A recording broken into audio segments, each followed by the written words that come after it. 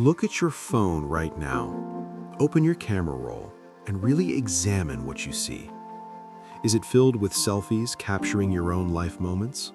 Is it photos of elaborate meals you've prepared or beautiful sunsets you've witnessed? Or is it hundreds, maybe even thousands, of photos of a creature that isn't human, a creature with fur, four legs, and eyes that seem to look directly into your soul? Now look around your home. Really look. Do you have a stroller designed specifically for dogs? Have you thrown birthday parties complete with cake and presents for your cat? Are you someone who will proudly announce to anyone who asks, "I don't want kids, I have my dog," or "My cat is my baby"? Some people laugh when they hear statements like this. They think it's silly, performative, or just people playing pretend at parenthood because they couldn't or wouldn't have human children. They dismiss it as a quirky cultural phenomenon, perhaps even a sign of arrested development or misplaced priorities. But they're fundamentally misunderstanding what's happening at a neurological and psychological level. This isn't pretend. This isn't role-playing. This isn't some cute affectation that pet owners have adopted for social media likes. When you look at your pet and feel that overwhelming rush of love, that sensation of your chest tightening with affection, that impulse to protect them at all costs, that feeling of completeness when they're near, your body is releasing the exact same neurochemical cocktail it would release if you were looking at your own human child. The oxytocin flooding your system, the dopamine creating pleasure and reward, the activation of the same brain regions associated with parental bonding, it's biochemically identical. We are not just pet owners anymore, casually caring for animals that happen to live in our homes. We are parents to a different species, engaging in one of the most profound cross-species relationships in human history.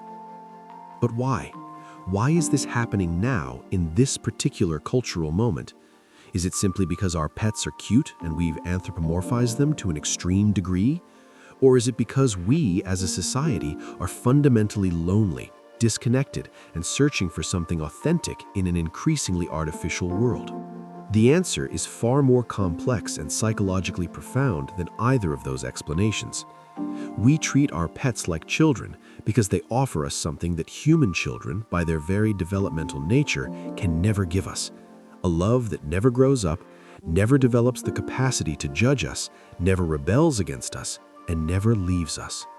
It's a relationship frozen in the purest stage of dependency and devotion, untainted by the inevitable complications that human maturation brings. Today, we're going to explore in depth why your brain treats your pet like a child, why this phenomenon is actually a sign of sophisticated emotional intelligence rather than immaturity, and why this relationship might genuinely be the most honest, uncomplicated, and psychologically satisfying one you will ever experience in your lifetime. Let's start by examining what might be the most psychologically significant aspect of the pet as child dynamic, the concept of the forever child. This isn't just a sentimental notion. It's a fundamental difference in the developmental trajectory of the relationship that has profound implications for attachment and emotional security.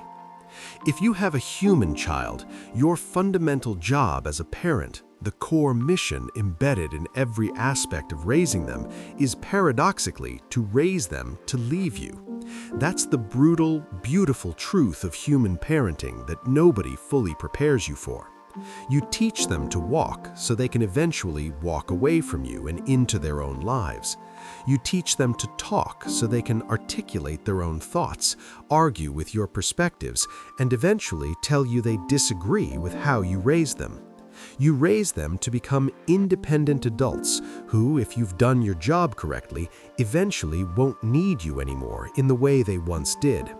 This is developmentally appropriate, psychologically healthy, and exactly what should happen. But it's also emotionally devastating in ways that even the most well-adjusted parents struggle to articulate.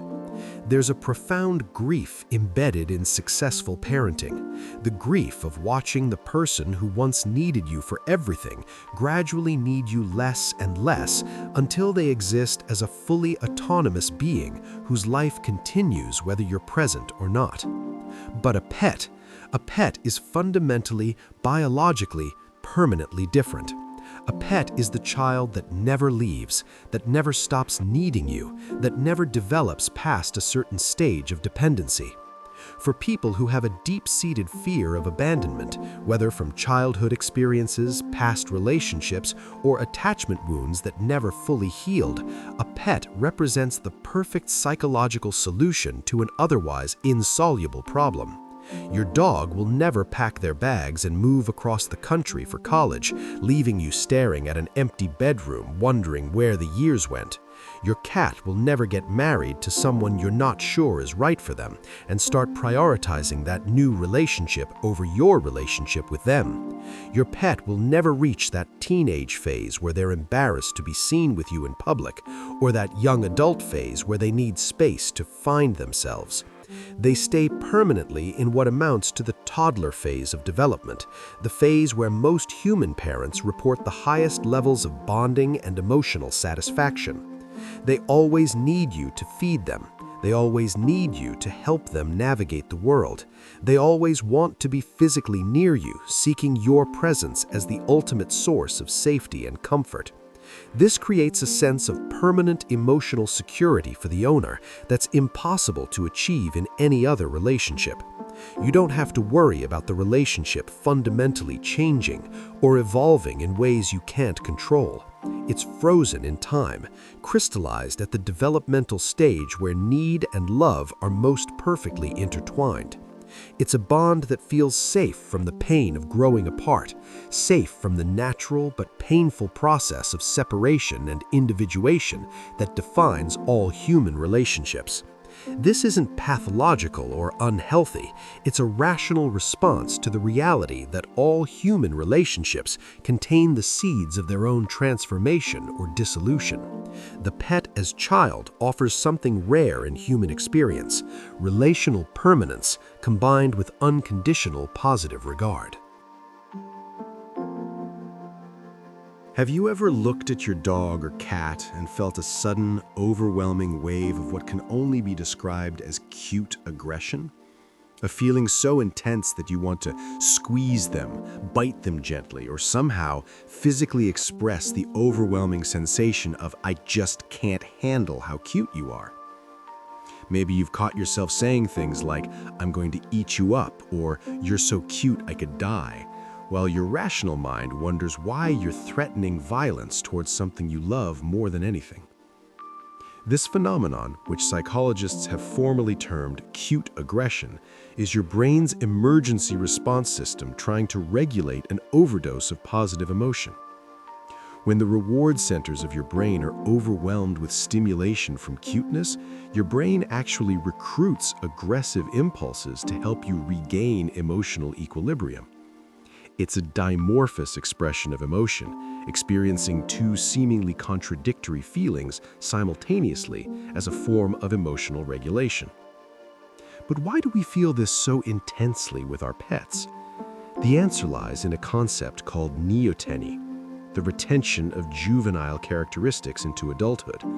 And this is where the biological manipulation becomes fascinating and somewhat disturbing in its effectiveness. Humans are evolutionarily hardwired to protect babies. Over millions of years of evolution, natural selection installed very specific code in our neurological firmware. If a creature has large eyes relative to its face, a rounded forehead, a small nose, chubby cheeks, and clumsy, uncoordinated movements, your brainstem receives an instant message: protect this vulnerable thing at all costs. This is what developmental psychologists call the baby schema, or Kinjin schema, a constellation of physical features that automatically triggers caregiving responses in adult humans. Human children are born with these features, which is precisely why even a crying, screaming infant still triggers protective responses in most adults. But here's the critical developmental difference. Human children grow out of this baby schema relatively quickly. By the time they're 7 or 8, their features have sharpened, their proportions have changed, they've lost that pudgy toddler appearance. They still look young, but they no longer trigger that intense automatic baby protection response in the same way. Your pet never grows out of it. Dogs, cats, rabbits, and most domesticated animals have been selectively bred, whether intentionally or through the process of domestication itself, to retain juvenile features into adulthood. They are biologically designed to remain in a permanent state of babyhood, at least in terms of the features that trigger human caregiving instincts. When you look into your dog's eyes, when you see your cat's round face, when you watch them move with that particular combination of enthusiasm and clumsiness, your brain releases oxytocin, often called the love hormone or bonding hormone. This is the exact same hormone, in the exact same quantities, released when a mother looks at her newborn infant, when parents hold their babies, when romantic partners embrace. This isn't a metaphor or an exaggeration for effect. If neuroscientists were to scan your brain using functional MRI while you look into your dog's eyes and gaze at them with affection, the chemical signature, the pattern of neural activation, the regions of the brain that light up, all of it would be nearly identical to scans of parents looking at their human children. The same regions associated with reward, emotion, social cognition, and visual processing show activation. The same neurochemical cascade occurs. So when you call yourself a dog mom or a cat dad, you're not engaging in cute linguistic role play. You're describing the chemical reality of what's happening in your bloodstream and brain tissue. You're a parent in every neurological sense that matters, because your brain has categorically decided, based on millions of years of evolutionary programming, that you are one. The biological trap has been sprung perfectly. Your pet has hacked your parental instincts by presenting all the stimuli that trigger caregiving responses while never developing past the stage where those responses are most intense. It's a permanent activation of systems designed to be temporary in human parent-child relationships. But biology is only the hardware, the physical substrate upon which psychological experience is built. Let's talk about the software, the learned patterns and psychological structures that make the pet as child relationship so compelling. Let's talk about attachment theory and why pets offer a type of relational security that human relationships simply cannot provide. In human relationships, attachment is inevitably, unavoidably complicated. Children grow up and develop their own minds. They learn to speak and articulate disagreements. They learn to judge, to compare, to evaluate whether your parenting meets their needs and expectations. They develop the cognitive capacity to say, "I hate you," in moments of conflict, even if they don't mean it, and those words leave wounds that never fully heal. Human children leave for college, form their own families, build lives that may or may not include you in significant ways. They develop relationships with partners, friends, and eventually their own children that may supersede your relationship with you in terms of time, energy, and emotional priority. Human parenting is fundamentally a process of letting go, of loosening your grip incrementally over 2 decades until you're left holding nothing but memories and the hope that you did well enough. Pet parenting is the opposite.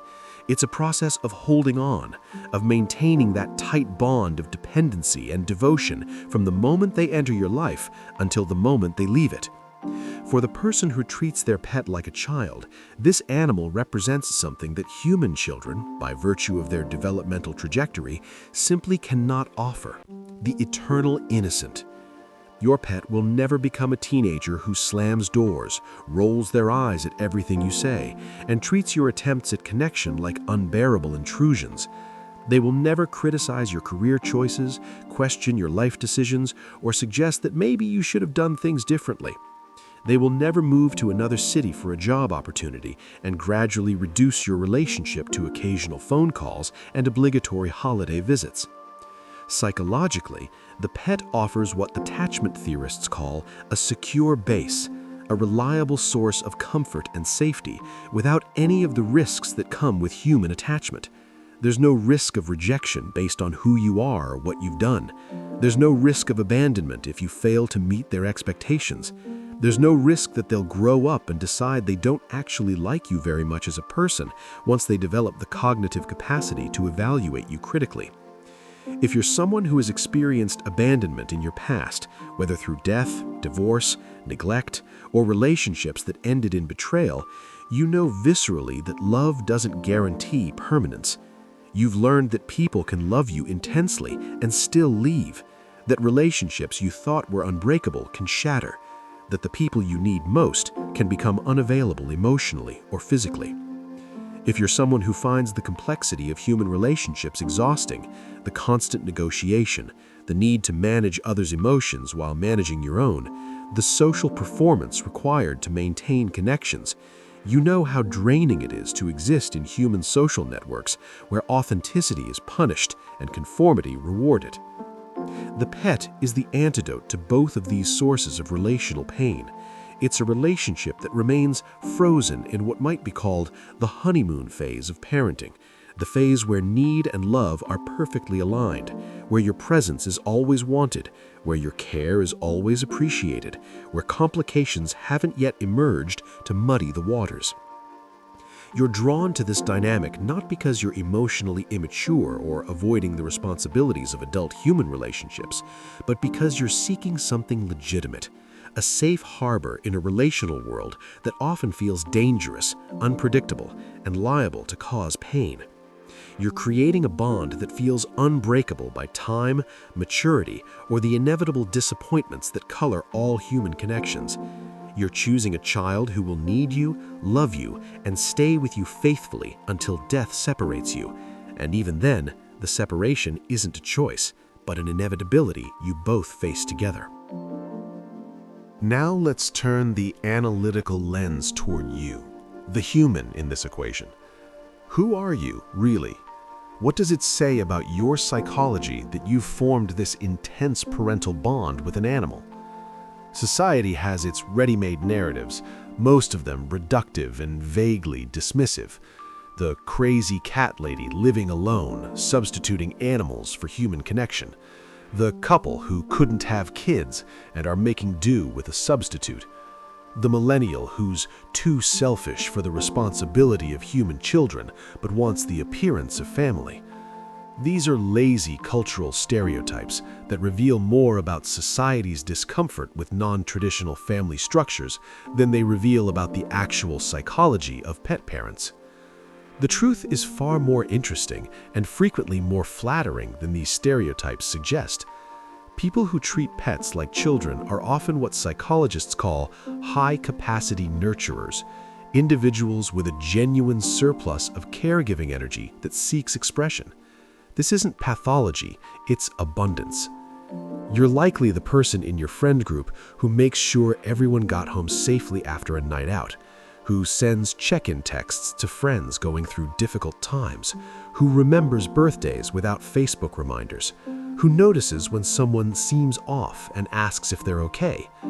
You're the one who worries, not because you're anxious in a dysfunctional sense, but because you have a highly developed capacity for concern, for noticing others' needs, for feeling responsible for the well-being of your social circle. For Millennial and Gen Z generations, this dynamic becomes even more psychologically and culturally significant. These generations are navigating an economic reality that previous generations didn't face. The traditional markers of adulthood, home ownership, financial security, starting a family, feel increasingly out of reach for many, if not most. The world is expensive in ways that don't align with wage growth. The future feels uncertain in ways that make long-term planning feel futile.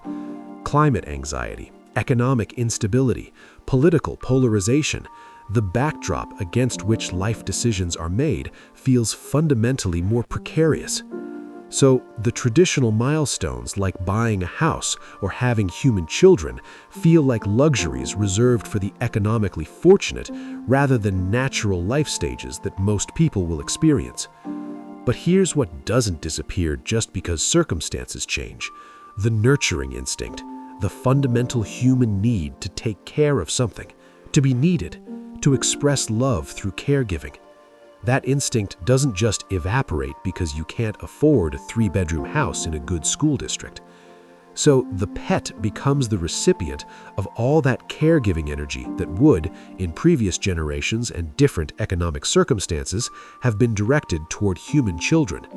They're not a replacement in a pathological sense. They're an adaptation, a rational response to changed circumstances. They're an alternative family structure that allows people to express their nurturing capacity without the crushing weight of modern financial stress that comes with human child rearing. They allow you to be a caregiver, to fulfill that deep human need to nurture and protect, without giving up your entire personal freedom, without requiring a level of economic stability that may be unattainable, without committing to a 20-year project that current circumstances feel overwhelming or impossible. This is you claiming your identity as a caregiver in a world that has made traditional caregiving increasingly difficult to access. You're saying, I have love to give. I have nurturing capacity that needs expression, and I will direct it toward the creature that appreciates it most fully and requires it most constantly. And for many people, that bond becomes just as real, just as important, just as definitional of their identity as blood relations are for others.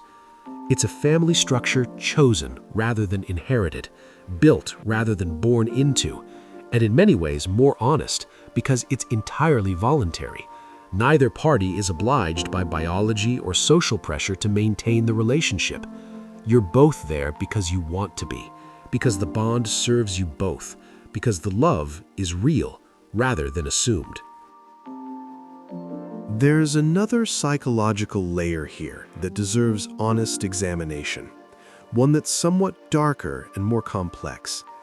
The element of control and how it functions as a coping mechanism for people whose larger lives feel chaotic or unmanageable. Raising a human child is profoundly messy in ways you cannot fully control. You can do everything right, read all the books, follow all the expert advice, provide a loving home, and things can still go wrong. They can develop mental health issues you didn't cause and can't fix. They can make choices you wouldn't make, choices that lead to pain you can't prevent. They are ultimately separate beings whose lives you influence but don't control. And that lack of control is one of the most difficult aspects of human parenting. But with a pet, you have something approaching total control over almost every aspect of their existence. You choose what they eat, down to the specific brand and ingredients. You choose where they go and when. You choose who they interact with and for how long. You control their environment, their routine, their social interactions, their medical care. You are, quite literally, the architect of their entire world. For people who feel like their own lives are spiraling out of control, maybe your job is chaotic and unpredictable, maybe your relationships are complicated, maybe the political climate fills you with anxiety, maybe you're navigating mental health challenges that make each day feel uncertain. Having this small, manageable world where you can ensure everything is exactly right becomes psychologically crucial. You see this impulse expressed in pet owners who are obsessed with finding the perfect diet for their dog, researching ingredients and nutrition with an intensity that borders on obsessive. You see it in the ones who have elaborate, non-negotiable schedules for their cat, feeding times, play times, grooming times, all precisely calibrated. You see it in the anxiety that emerges when routines are disrupted or when the pet is in someone else's care. They are channeling all their ambient anxiety, all their need for control, all their desire to protect something vulnerable in a dangerous world into caring for this creature with an intensity and precision that gives them the feeling of mastery they lack elsewhere. It feels profoundly good to be in control of a small world, to know that within this limited sphere, you can keep this one living thing happy, healthy, and safe, even when the rest of existence feels like it's falling apart. This isn't necessarily unhealthy. It only becomes problematic when the need for control extends to levels that harm the animal, or when the anxiety about their well-being becomes so consuming that it impairs the owner's functioning. Short of those extremes, this is actually adaptive behavior, taking anxiety that could be paralyzing and directing it toward concrete, achievable caregiving tasks that benefit another living being. When everything else feels uncertain, your pet's needs are clear and meetable. When everything else feels meaningless, caring for your pet provides tangible purpose. When everything else feels out of control, this small life you're responsible for gives you something you can manage effectively. That's not pathology. That's intelligent resource allocation of emotional energy. But perhaps the most powerful and emotionally resonant aspect of treating pets like children is this. When we do so, we are often healing our own childhood wounds, giving to them what we wished we had received, proving to ourselves that we can be the parent we needed but perhaps didn't have.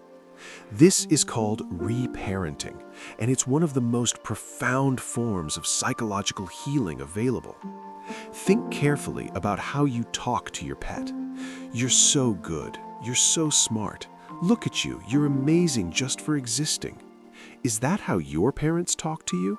For many people, the answer is no. Maybe your parents were critical, pointing out flaws more readily than celebrating successes. Maybe love felt conditional on performance. You were valued for what you achieved rather than who you were. Maybe affection was scarce, doled out sparingly if at all. Maybe safety was inconsistent, dependent on variables you couldn't control, like your parents' moods or sobriety. Every time you buy your pet a toy, you're healing the part of yourself that didn't receive enough play, enough joy, enough frivolous pleasure just for the sake of pleasure. Every time you hold them when they're scared of thunder, you're healing the part of yourself that was left alone with your fears, that learned fear was something to handle in isolation rather than something that invited comfort. Every time you speak to them with patience when they make mistakes, you're healing the part of yourself that was shamed for not being perfect. Every time you celebrate their existence without them having to earn it, you're healing the part of yourself that believed love had to be deserved rather than simply given. You are proving to yourself through this relationship that you are capable of being the parent you needed. Patient, present, unconditionally loving, protective without being controlling, delighted by existence rather than demanding achievement. You are breaking cycles of pain, demonstrating that gentleness is possible, that love doesn't have to hurt, that care doesn't have to come with criticism. This is why it cuts so deeply when people mock pet parents or dismiss the relationship as silly or lesser than human family bonds. They don't see that this isn't just about the animal, it's about the human trying to put more love into the world than was given to them, trying to prove that the cycle can be broken, that kindness can be the default rather than the exception. Your pet receives the childhood you wished you'd had, and in giving it to them, you heal the child you were. That's not pathological projection, that's sophisticated emotional work happening through cross-species love. If this video made you pause, if it made you look at your pet differently, if it helped you understand yourself a little more deeply, then don't let the conversation end here. Hit like to push this message to more people who need it. Leave a comment about how your pet has healed you. You never know who your words might comfort. Share this video with someone who treats their pet like family. And if you want more deep psychological breakdowns like this, subscribe and turn on notifications so you never miss the next one. Your journey into understanding yourself and the love you share with your pet doesn't stop now. Watch another video on the channel and keep exploring the psychology behind the relationships that shape us. because the more we understand ourselves, the better we love the ones who depend on us.